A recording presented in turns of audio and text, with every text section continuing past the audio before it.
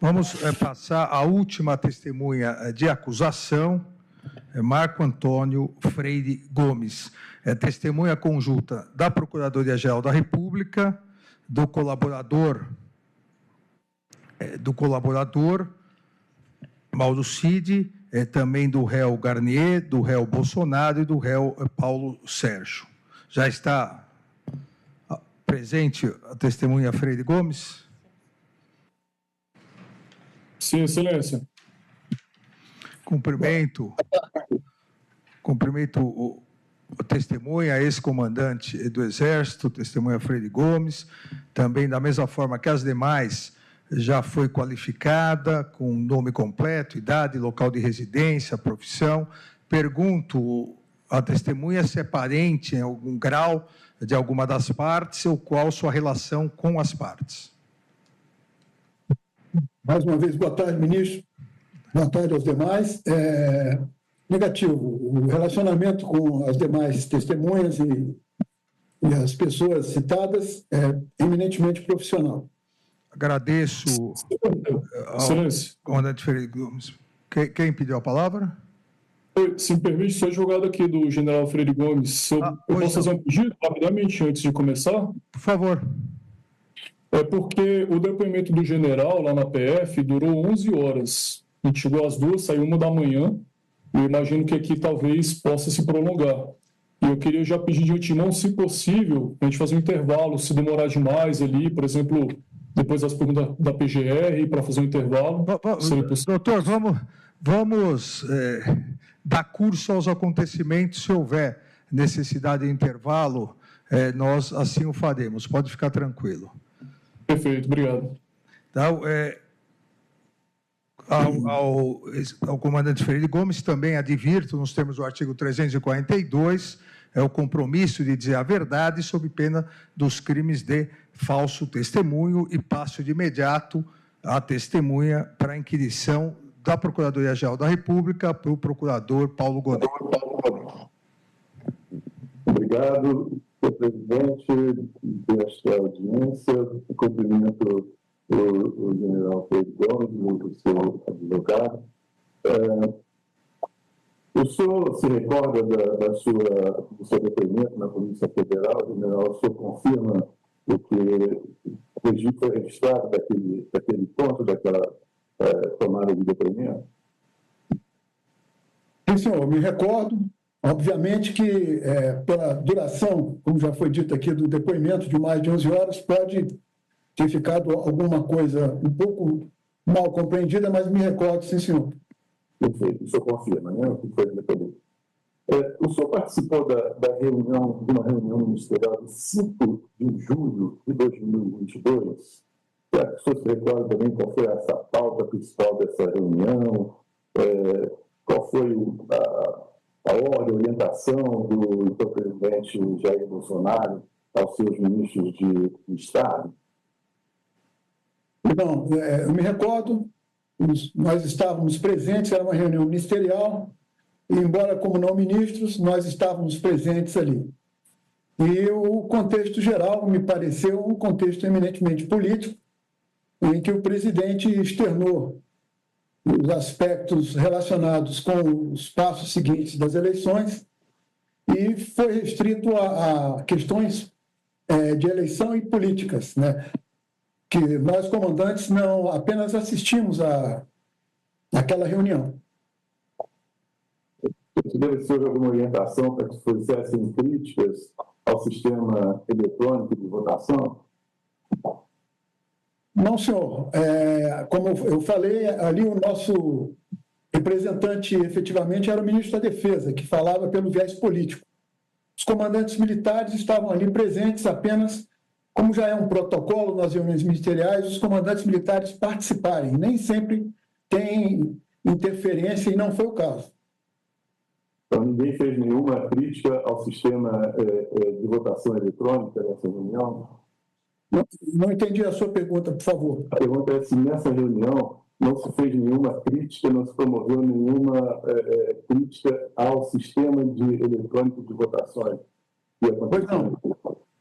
Foi comentada a questão do sistema de eleição, foram feitas observações e críticas nisso aí, mas nós, os comandantes, apenas ouvimos. Perfeito. A minha pergunta é justamente essa. Se alguém, não o senhor hoje, mas se alguém que promoveu a reunião estava levantando esse assunto. Então, o senhor confirma que isso aconteceu? Sim, senhor.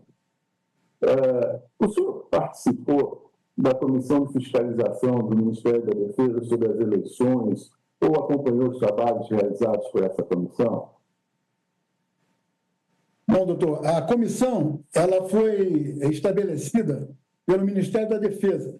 Então, chegou-se à conclusão que o mais prudente, uma vez que tratava-se de um assunto eminentemente político, que nós cedêssemos equipes técnicas para auxiliar essa comissão, integrando o Ministério da Defesa.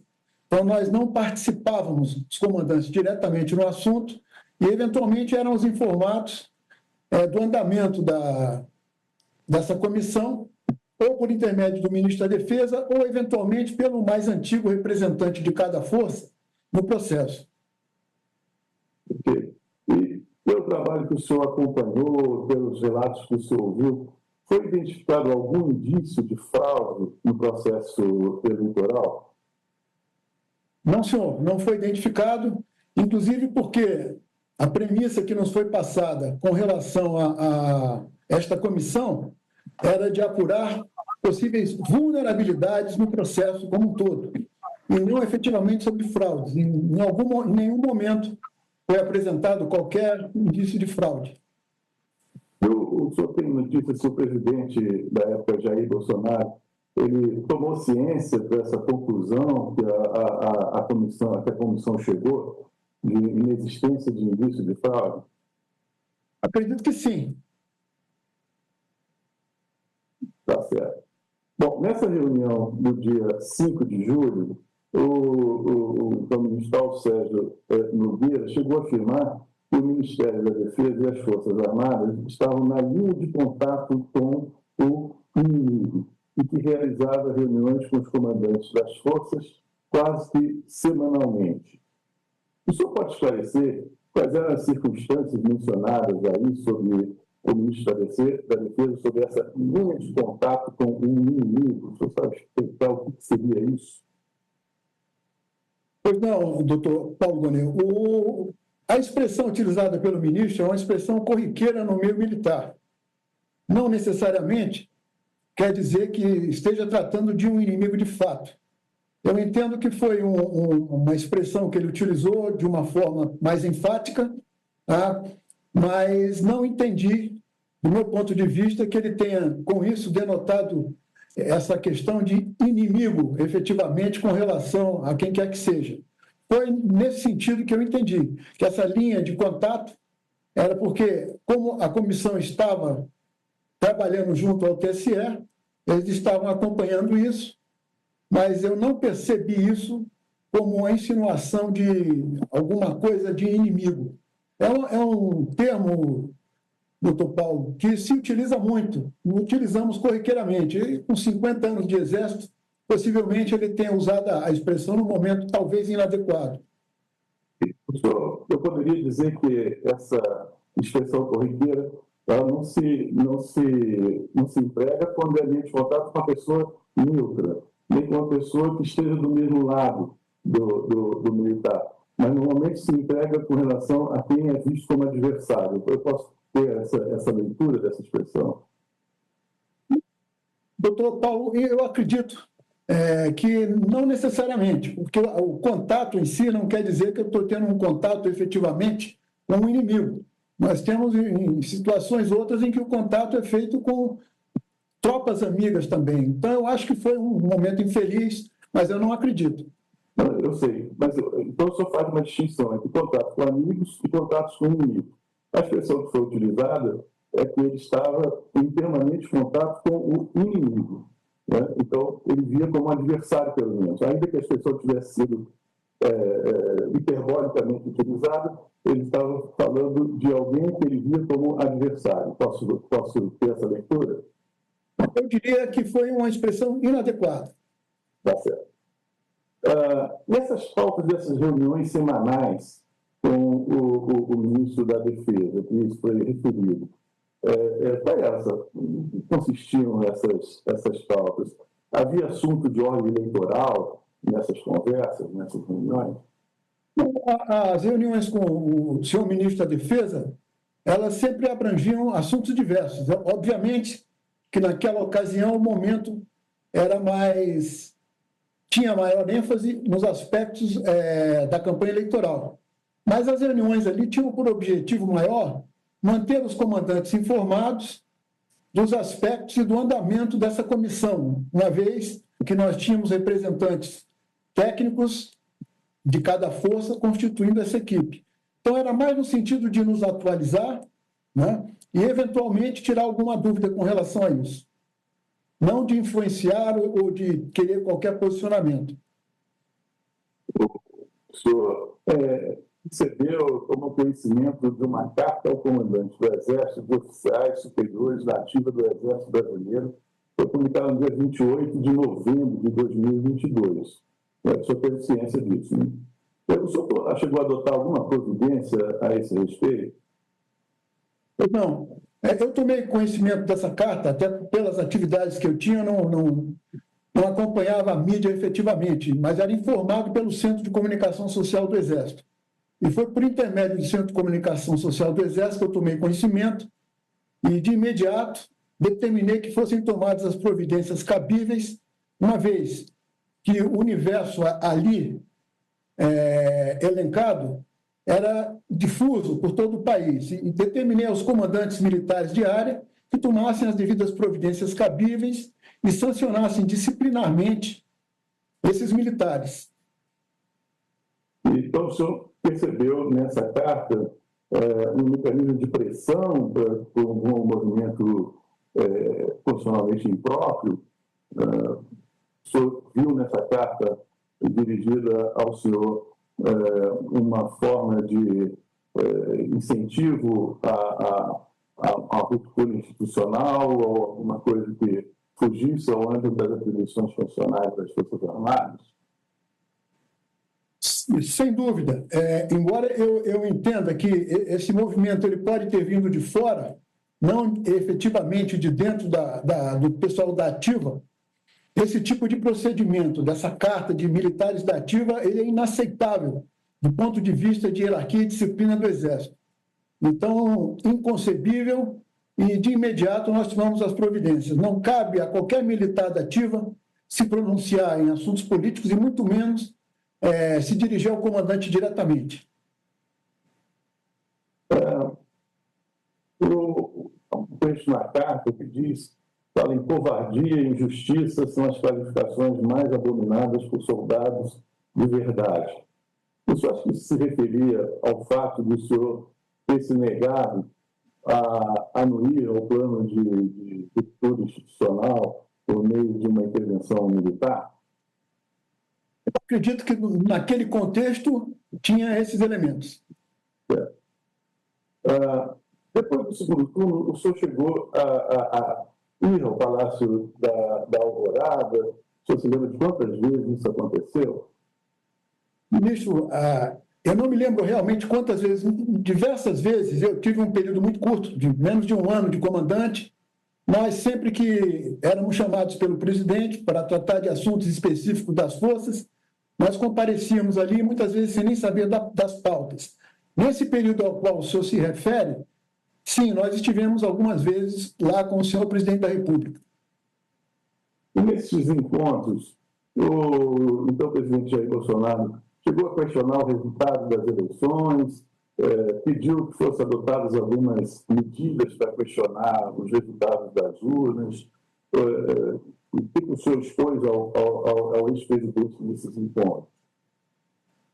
Bom, o presidente, nessa fase, ele sempre nos apresentava as questões com relação ao andamento do processo e tinha as dúvidas naturais, né, da campanha eleitoral.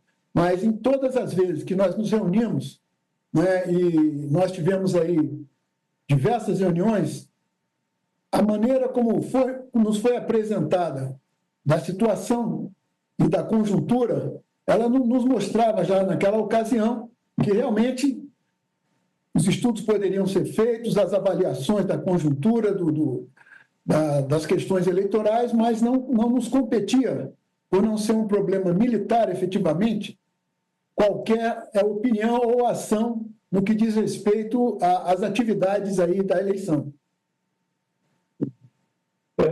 O senhor se recorda do presidente Jair Bolsonaro, na época, ter apresentado algumas hipóteses de utilização de institutos como o GLO, Estado de Defesa, Estado de Sítio em relação ao processo eleitoral? Sim, senhor. Nós tivemos aí, como está inclusive no meu depoimento, a data, eu acho que foi dia 7, né? Nós tivemos uma apresentação feita por um assessor que eu desconheço, que eu não sei, até faço aqui uma observação, se o senhor me permite, né, que na ocasião foi apresentado que poderia ser o assessor Felipe Martins, inclusive consta ali um possivelmente, porque os dados que me foram apresentados é que seria ele pelos dados que a Polícia Federal levantou e mais alguns depoimentos. Eu apenas caracterizei que sim, houve um assessor e que eu não conhecia, e como não conheço esse assessor do senhor presidente. Com relação a esse documento, foi apresentado um apanhado, uma memória, eu não diria um documento, em que foi só lido alguns considerandos, e nesses considerandos constavam aspectos que remetiam a uma possível GLO, estado de defesa ou de sítio, mas muito superficial. Com dois aspectos aqui que eu gostaria de frisar. Primeiro, não estava presente conosco naquele dia, por uma coincidência funcional, o brigadeiro Batista Júnior. E o presidente apresentou apenas como informação e nos disse que aquele era apenas para que nós soubéssemos que estava desenvolvendo um estudo sobre o assunto. Não nos demandou qualquer opinião sobre o assunto e nós, a partir dali, ficamos aguardando qualquer outra orientação dele com relação a esse estudo. Ele disse que estava fazendo um estudo sobre decretação de estado de defesa, estado de sítio, GLO. Ele expôs isso para os senhores, foi isso que você está dizendo? Ele apresentou esses considerandos, esse apanhado de considerandos, todos eles embasados em aspectos jurídicos, dentro da Constituição. Por isso não nos causou nenhuma espécie, porque não havia nada que chamasse a atenção para algo diferente disso. Como ainda ia ser estudado o assunto e aprofundado, nós aguardamos uma outra manifestação do senhor presidente. Ou seja, eu posso dizer que ele estava preparando os senhores para, apresentando razões jurídicas, para apresentar mais a seguir detalhes sobre medidas de intervenção que ele estava já antecipando que podia tomar. É isso. Senhor ministro, pela ordem. Aguarde um pouquinho, deixa a testemunha responder, por favor. Mas, ministro, aqui, na verdade, está tendo... Aguarde, por favor. Um direcionamento da resposta. Pode continuar, doutor Procurador-Geral. Então, a minha pergunta é essa. O senhor, ficou claro para o senhor que estava sendo apresentado um conjunto de razões para medidas que o presidente da República estava cogitando de tomar, e ele estava apresentando essas razões de uma forma de antecipação dessas medidas que estava em processo de elaboração final. É isso que eu posso afirmar? Doutor Paulo, não necessariamente. Ele talvez, eu me permito dizer talvez, ele tenha nos apresentado por uma questão de consideração, uma vez que alguns aspectos do documento remetiam à questão de estado de defesa, estado de sítio ou GLO. Ele apenas apresentou por esse aspecto.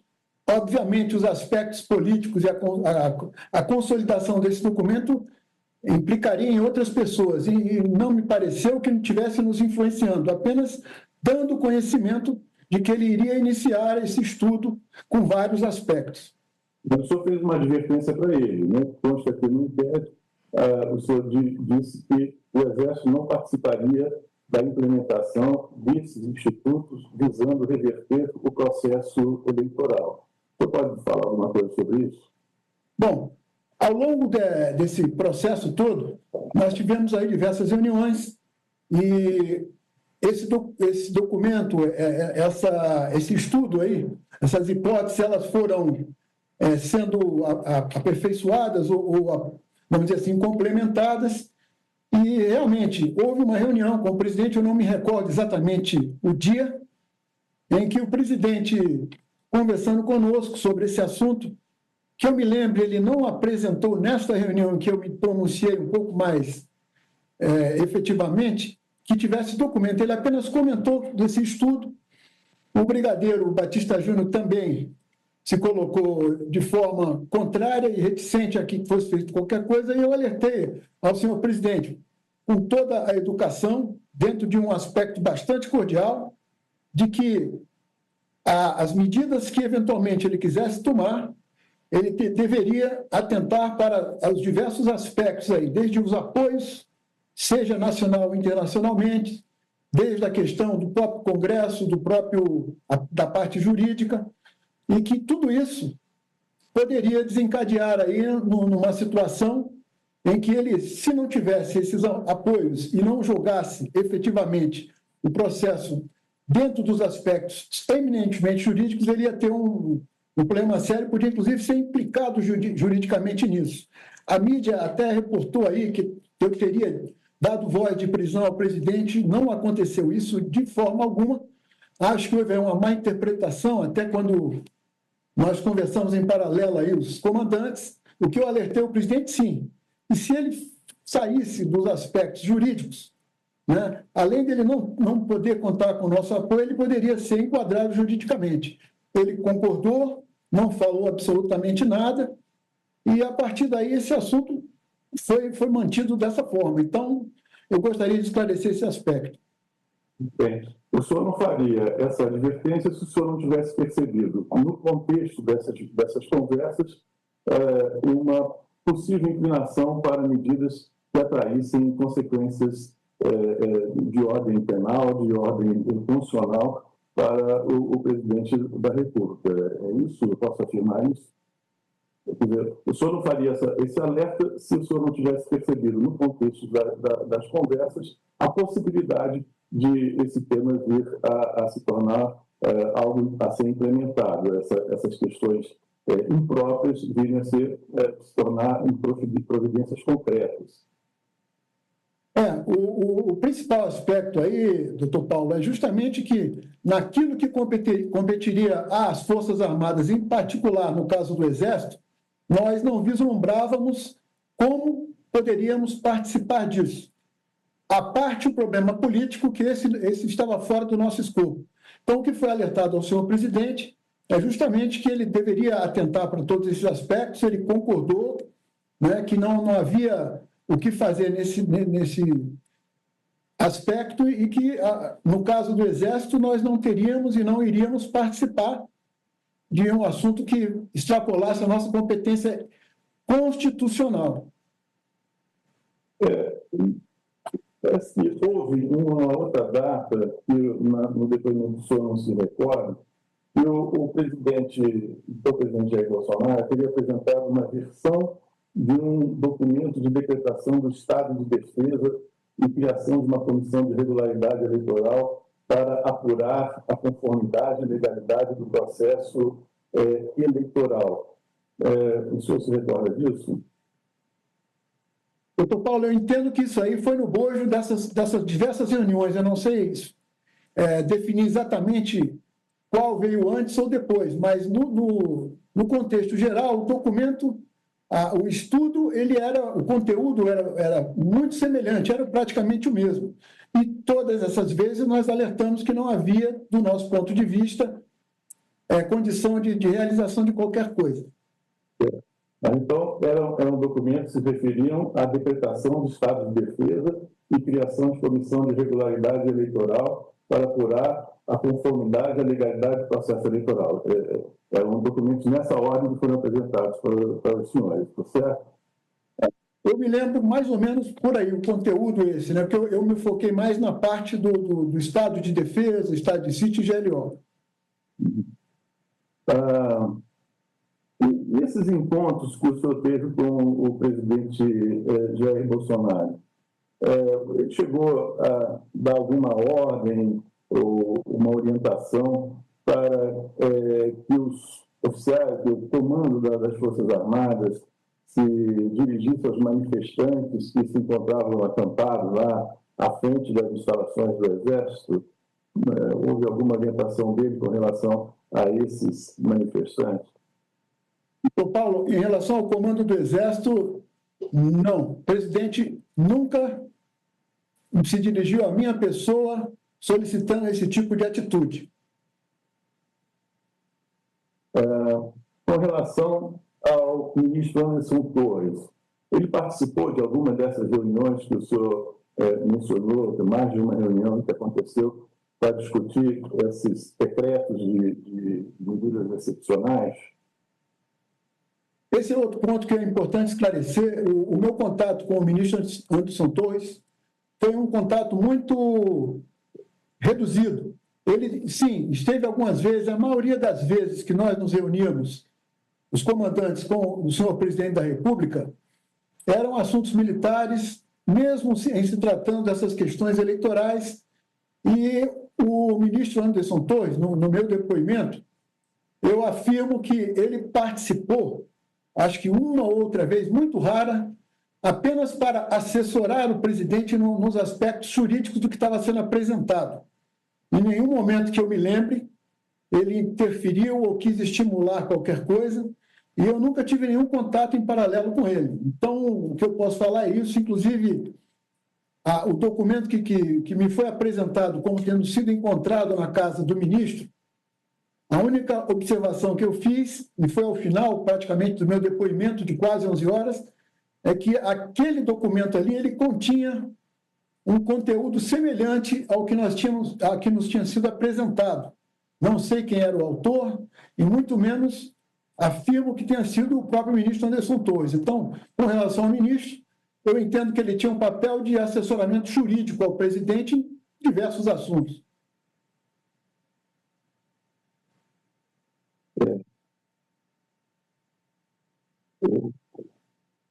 O senhor afirmou que o Exército sempre se posicionaria contrário a essas propostas que fossem de excepcionalidade no âmbito constitucional, no âmbito da normalidade democrática. Isso significa que foram apresentadas, então, essas propostas. Não, a minha pergunta é se essas propostas foram feitas diretamente pelo presidente Jair Bolsonaro, se o ministro Anderson Torres, em alguma oportunidade, também se engajou nessas propostas. O senhor pode esclarecer esses pontos, por favor? Pois não. O presidente nos apresentou no dia 7. Depois disso, nós tivemos algumas outras reuniões em que o assunto foi comentado. Eu me lembro que apenas uma vez, ou duas no máximo, a presença do ministro Anderson Torres foi no sentido de explicar juridicamente algum ponto ali. Ele nunca interferiu, nunca me procurou particularmente, e mesmo nas reuniões ele não opinava sobre esse assunto. Que eu me lembre. Não. O senhor afirmou que ele falava da possibilidade de utilização de instrumentos como GLO, Estado de Defesa e Estado de Sítio, está certo? Sim, senhor.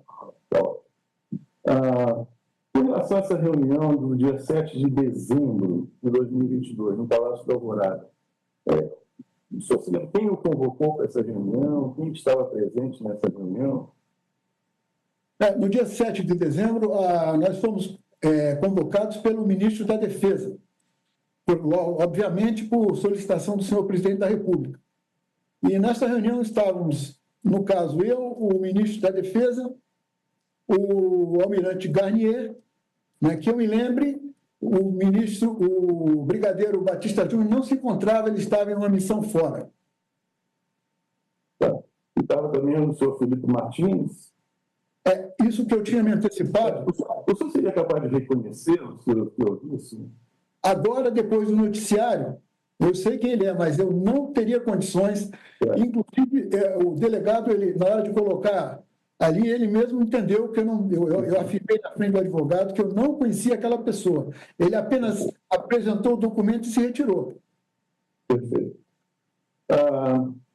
E nessa reunião, então, do dia 7 de dezembro, foi apresentada ao senhor a minuta de um decreto que formalizaria essa ruptura institucional.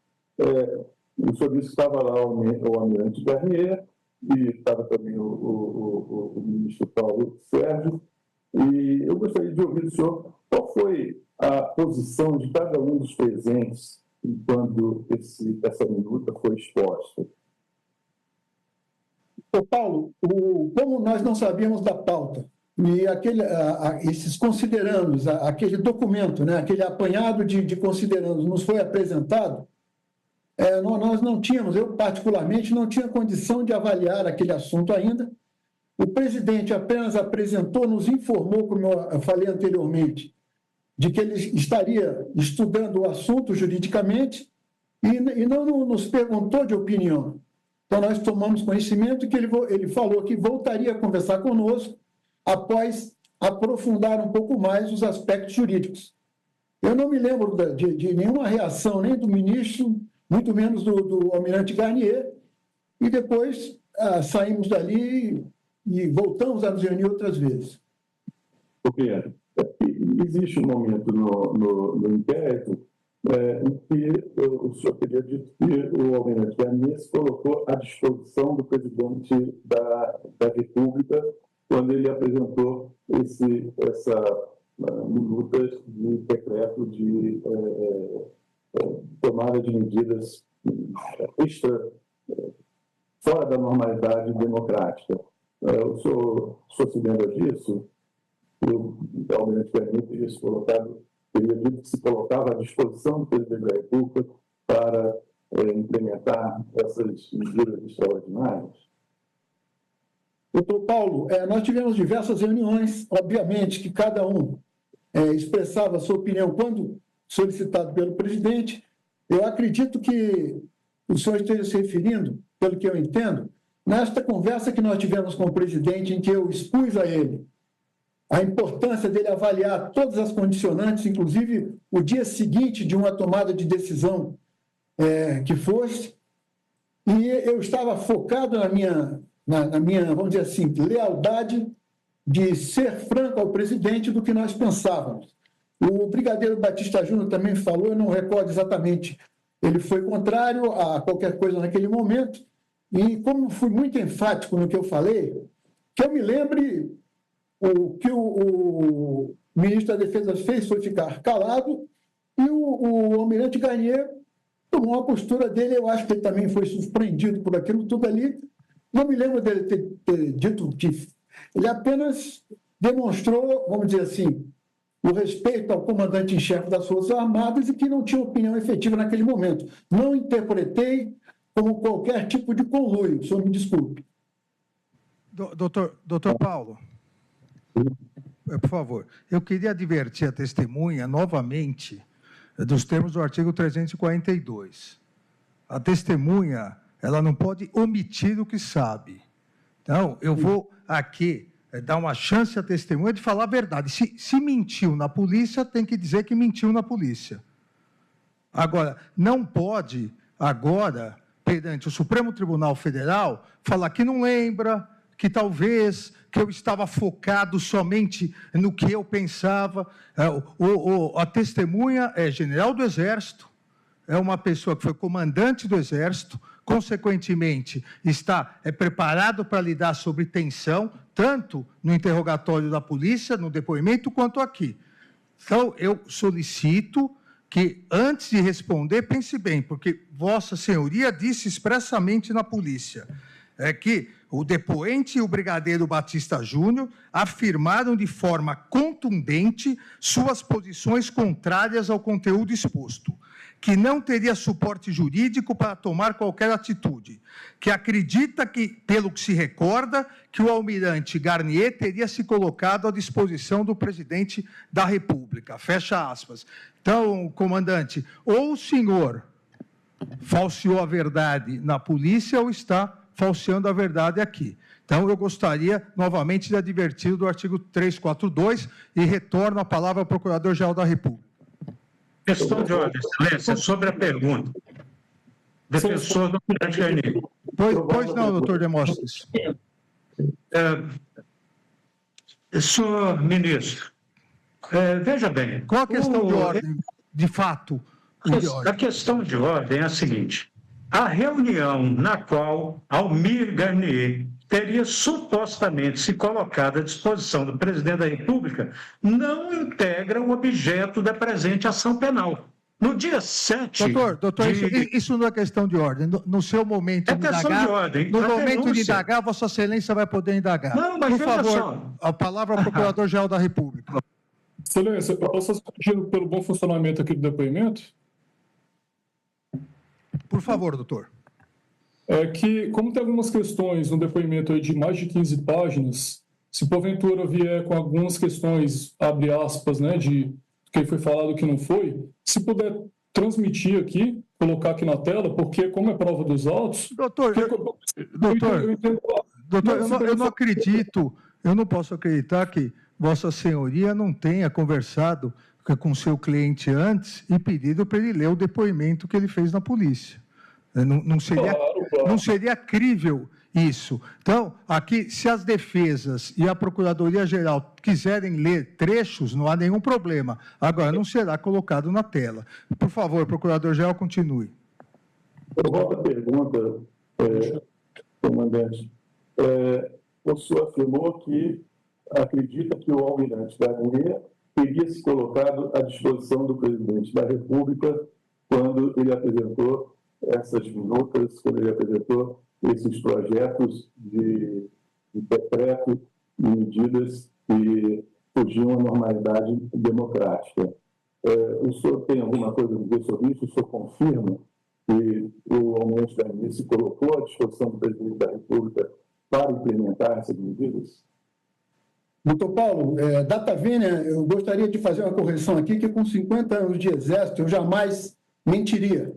O que eu quis relatar aqui foi que eu relatei agora, que eu e o Brigadeiro Batista Júnior nos colocamos contrários ao assunto e que eu estava focado no que eu falei, que eu não me recordo efetivamente da posição do ministro da Defesa, e que o Almirante Garnier ele tomou essa postura de ficar com o presidente. Apenas a diferença, ministro Alexandre, é que eu não posso inferir o que ele quis dizer com estar com o presidente. Foi isso que eu quis dizer. Agora, eu não omiti o dado, eu sei plenamente o que eu falei, e afirmo. Ele disse que estava com o presidente, agora, a intenção do que ele quis dizer com isso não me cabe. É isso que eu queria que o senhor entendesse. Agradeço, comandante. O contexto era de apresentação de uma minuta de atos que implementariam uma quebra da normalidade institucional. Então, o senhor se lembra desse contexto, né, em que essa frase foi dita? Sim, senhor. Perfeito. Essa foi a única versão da minuta que foi apresentada para o senhor? Houve outras reuniões com outras minutas? Quem estava presente nessas outras reuniões? O senhor poderia esclarecer alguma coisa sobre isso, por favor? Bom, efetivamente, após essa do dia 7, nós tivemos uma ou outra reunião ainda, né? Aqui cabe uma observação, que no dia 7, durante a reunião que nós estávamos lá, eu recebi uma ligação de Fortaleza, em que a minha mãe estava sendo internada na UTI, né? E que se eu gostaria de me despedir dela. Então, eu me desloquei no dia 8 para Fortaleza e fiquei lá até o dia 13. Dia 14, nós tivemos uma reunião com o ministro da Defesa para tratar de diversos assuntos, e nessa reunião o ministro da Defesa voltou a se referir a esse documento. Eu estou vendo aqui nos autos que o senhor fez referência a uma outra reunião antes do dia 14, no Palácio da Alvorada, com o então presidente Jair Bolsonaro, que apresentou uma versão do documento com a decretação do estado de defesa e criação de comissão de regularidade eleitoral para apurar a conformidade e legalidade do processo eleitoral. E que nessa reunião estavam presentes os 3 comandantes das Forças Armadas e então o ministro da Defesa. E que o senhor e o brigadeiro Batista Júnior afirmaram de forma contundente suas afirmações contrárias ao conteúdo exposto, e não teria suporte jurídico para qualquer atitude. Né? E nesse momento foi que o almirante Garnier teria se afastado da posição dos senhores e dito que estava à disposição do presidente da República. Só para a gente fechar esse assunto, o senhor confirma essas posições, essas afirmações? Sim, senhor. Tá bom. Em alguma dessas versões de decretos de atos de ruptura institucional, era determinada a prisão de autoridades públicas, previa-se a prisão de autoridades nominadas? Não, no primeiro documento que nos foi apresentado, né, nesse primeiro estudo, não se falava desse assunto. Posteriormente, foi aprofundada aí a questão de GLO e tudo mais, e, eventualmente, no último contato que nós tivemos com esse documento, que nós tomamos conhecimento, fazia referência, sim, de alguma coisa com relação à prisão de autoridade. O senhor se lembra que a autoridade era essa? Não foi nominado, eu acho que no caso era o ministro Alexandre de Moraes. E a posição dos comandantes das forças diante dessa minuta, o senhor se recorda qual foi? Ela foi exatamente a que vinha sendo adotada, né? Contrário a qualquer coisa em função dos aspectos que foram apresentados. O senhor soube da ida do general Estevão Carlos Teófilo Gaspar de Oliveira ao Palácio da Alvorada em 9 de dezembro de 2022, e as minhas indagações, se o senhor foi previamente comunicado dessa convocação, se o senhor soube ou sabe qual foi o motivo dessa convocação? Pois não, eu soube, como eu expliquei, eu só expliquei por isso, que no dia 9 eu estava em Fortaleza lá com a minha mãe. Então, eu estava ausente de Brasília. E no momento, inclusive do meu depoimento, que já era tarde da noite, eu não lembrava exatamente onde eu me encontrava, tá? E no dia seguinte, inclusive, pedi ao meu advogado, porque fui alertado pela minha esposa para tentar um contato com o delegado para lembrar desse detalhe, que eu sabia já onde estava em Fortaleza, e no dia 9, se eu não me engano, eu recebi uma mensagem do Coronel Cid, mensagem essa em que ele explicava a situação em que realmente estava o presidente, que ele se sentia isolado, querendo conversar com alguém, e pedindo a possibilidade do general Teófilo ir conversar com ele. De imediato, eu estava em Fortaleza, eu disse que não haveria nenhum problema, uma solicitação do presidente, como ele fez diversas outras ao longo do ano, para conversar assuntos com generais, que estaria autorizado. E não partiu de mim a ordem unicamente para mandar o general Teófilo. Eu apenas determinei que ele fosse, foi ordem minha, mas por uma solicitação do senhor presidente da República.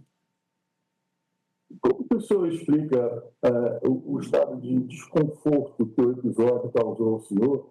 O senhor disse na polícia que desconhecia o teor da convocação e, considerado o conteúdo apresentado nas reuniões anteriores, aparentemente o senhor teria se sentido desconfortável com esse episódio, com essa convocação.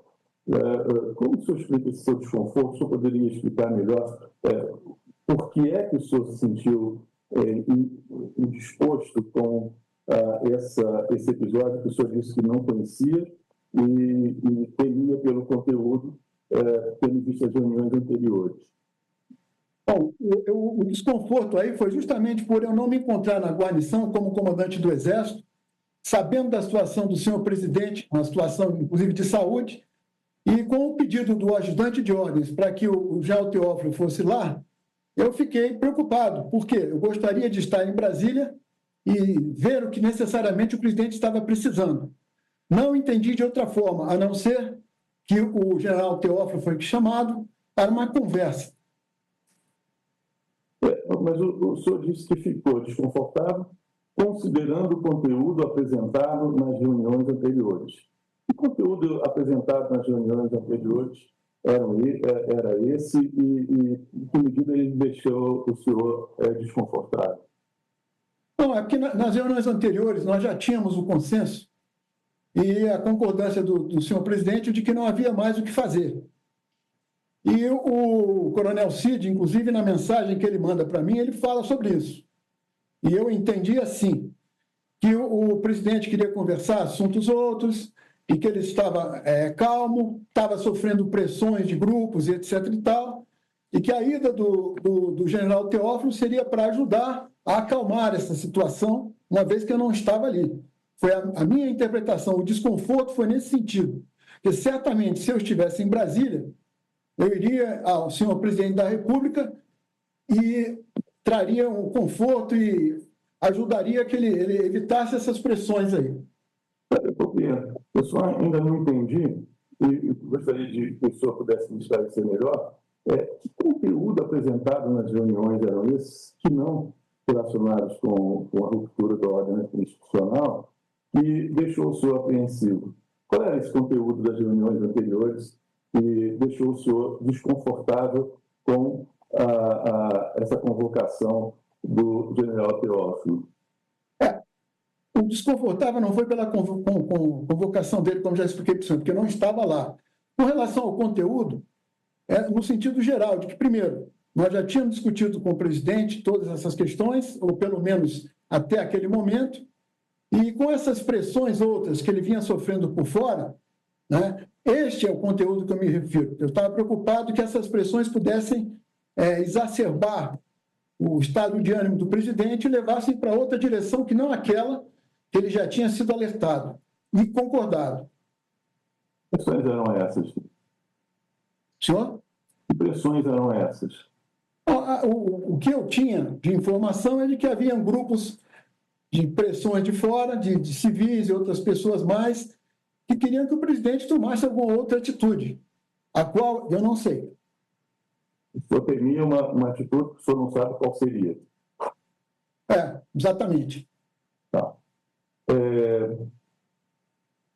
Vou fazer uma pergunta para o senhor.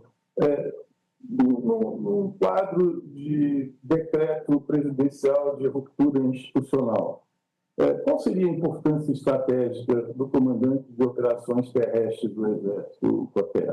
Não tem troca. Doutor Paulo, cabe uma explicação de que o Comando de Operações Terrestres é um órgão do Exército que provê os meios e provê as diretrizes para preparo da tropa e, eventualmente, o emprego da tropa. Quem comanda a tropa na área é o comandante militar de área. Qualquer movimento desse comando militar de área, somente com autorização do comandante do Exército. E, eventualmente, dependendo da gravidade, com ordem direta do senhor presidente da República. Eu afirmo que o comandante do COTER não tem tropa, ele não comanda nenhuma tropa efetivamente. Naquela reunião no dia 14 de dezembro, no Ministério da Defesa, o senhor se lembra quem convocou a reunião, quem estava presente nela? Não, doutor Paulo, essa reunião ela foi convocada pelo próprio ministro da Defesa e somente com os comandantes. E os três comandantes, né? E foi apresentada alguma versão de minuta que decretava essas medidas de ruptura com a ordem da normalidade institucional? O senhor ministro ele abriu a reunião tocando em outros assuntos e nos mencionou que iria ler, né, que ia citar o documento, que era aquele documento que já vinha sendo estudado, e quando ele começou a descrever o assunto, de que ele iria abordar isso, o próprio brigadeiro Batista Júnior interrompeu, perguntou se o assunto ainda se referia, inclusive, à questão da posse do novo presidente. O ministro da Defesa ficou calado e o brigadeiro falou: olha, eu não, esse assunto já está esgotado, não quero mais saber desse assunto. Da mesma forma que eu disse, não temos mais nada que conversar sobre esse assunto. Que eu me lembro, sim, nesse caso, viu, ministro Alexandre? Nesse caso específico, eu me lembro que o brigadeiro ficou calado. E o ministro da Defesa também ficou calado e esse assunto foi encerrado de imediato. Então, o ministro da Defesa apresentou, começou a expor um decreto que ele tinha em mãos sobre intervenção extraconstitucional na ordem estabelecida e começou a fazer essa exposição. O senhor se lembra o que ele falava nesse início da exposição? Não, porque o assunto já era basicamente em cima do mesmo conteúdo. Então, nós já tínhamos ideia do que se tratava, talvez por isso essa antecipação do próprio brigadeiro e a minha também de dizer, olha, nós já conversamos com o senhor presidente, ele já entendeu, já concordou, e assunto encerrado. E o almirante Garnier não falou nada e a reunião se encerrou. Sim, senhor.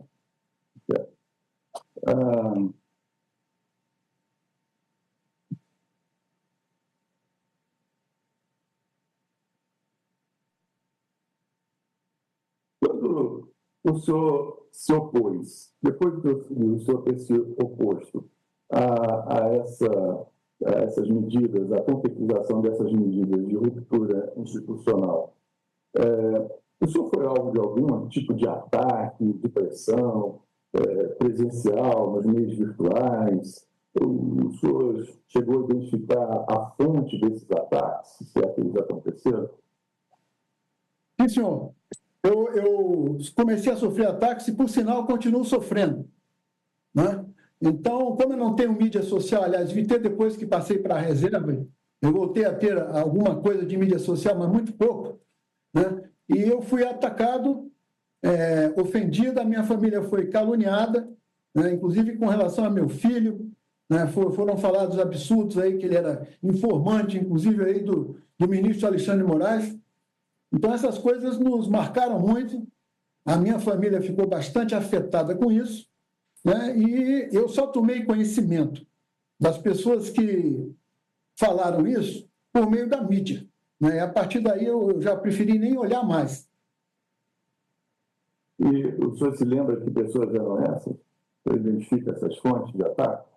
Não, quando me foi apresentada aí a questão do jornalista, blogueiro, eu não sei, o Paulo Figueiredo, realmente eu confirmei que tinha havido alguma coisa com relação não só à minha pessoa, mas inclusive a generais integrantes do alto comando, em que ele citou nominalmente, falou da carta, né, em televisão, que a carta, que havia uma insatisfação na força, foi nesse sentido. O senhor via nesses ataques um propósito de represália ou de pressão para que ainda tomasse alguma providência de ruptura com a ordem institucional? O senhor identificou algum objetivo nesses ataques? Eu entendo que sim.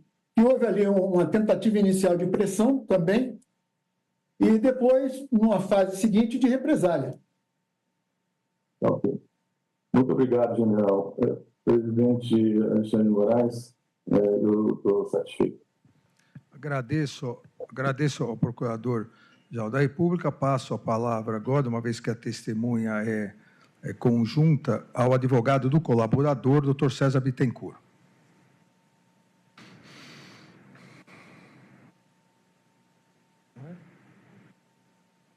Está no mudo aqui, doutor. O doutor está mutado. O microfone, doutor Bittencourt.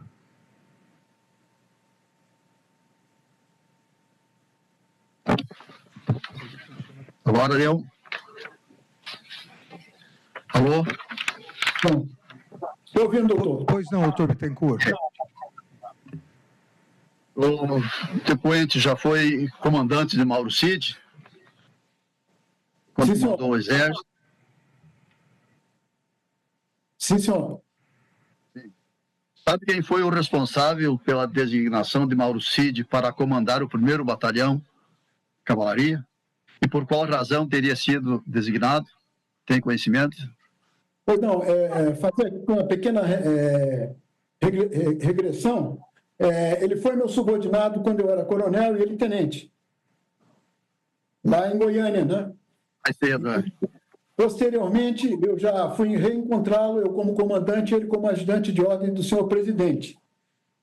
O processo de seleção para comandar as organizações militares no Exército é feito por uma comissão em que aquela turma da vez para comandar, todos aqueles militares eles elencam da prioridade 1 até a última, todas as organizações militares que eles podem comandar.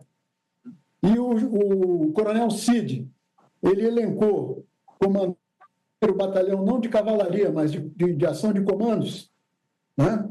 Por seu histórico de ter começado ali, e como primeira prioridade. E pelo seu histórico profissional, ele foi escolhido por essa comissão na sua primeira prioridade. Não houve interferência em momento algum do comando do Exército. O senhor mantinha algum contato, algum tipo de contato com o Mauro Cid quando ele era ajudante de ordens da presidência? Sim, eu tinha contato, obviamente, por duas razões. Primeiro, pela a proximidade, ele sempre me procurava, sempre com o conhecimento do senhor presidente, para tratar de assuntos afetos ao Exército. Por outro lado, também a aproximação protocolar. Obviamente, quando tinha qualquer atividade que envolvia Força Armada, especialmente o Exército, o ajudante de ordens, ou ele ou o outro, nos informava para que nós tomássemos providências. Então, havia contatos, não vou dizer frequentes, mas eram diversos. Eram sempre profissionais. Doutor Mauro, o doutor Jair prossegue nas outras perguntas que Vossa Excelência. Jair. Boa tarde, ministro. Boa tarde, general. Boa tarde, doutor João. Boa tarde. General, o senhor poderia especificar ou sabe informar qual é a designação do CID, como é que ocorreu? Aconteceu por mérito? Foi uma indicação política? O senhor sabe informar isso? O senhor podia responder de novo? Estava entrecortado? Podia formular a pergunta novamente? General, a indicação do Mauro Cid, o senhor sabe informar se ela foi política ou ela foi por capacidade técnica? A indicação como ajudante de ordens.